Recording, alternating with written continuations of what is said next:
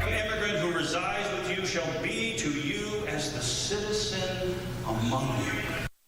A celebration for an undocumented mother allowed to stay here in our country after living in a local church to avoid deportation. Thanks for joining us for 10 TV News at 11. I'm Scott Light. A church worked to keep her safe, and now this mother of three is being reunited with her family. 10 TV's Sierra Johnson explains why this situation is making history in our state. Tonight, the woman at the center of a lengthy legal battle is able to return to her Central Ohio home after calling this church home for nearly 3 months.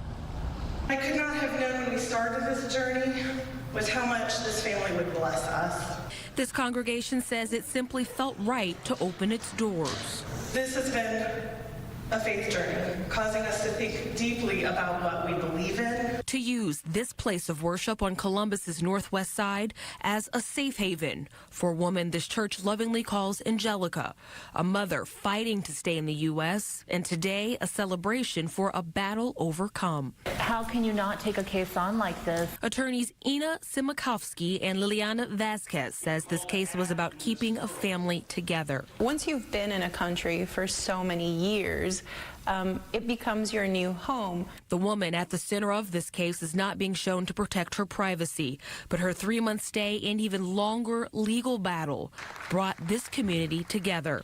This experience has transformed us. This sanctuary stay had a happy ending. Attorneys for this woman says she's the first person in sanctuary in Ohio to ever win legal relief from ICE. Angelica is now able to legally stay in the U.S. because she has officially obtained her U visa, a special visa set aside for victims of certain types of crimes.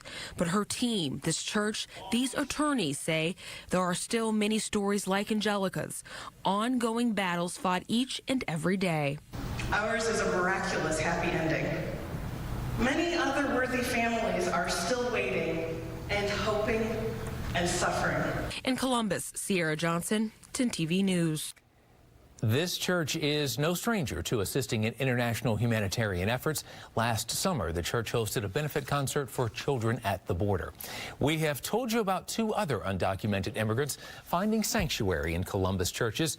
Edith Espinal is a mother of 3 and has been living at the Columbus Mennonite Church since 2017 to avoid deportation. She says she thought she'd only be at the church for a couple of months, but remains there waiting for help to keep her here in the States.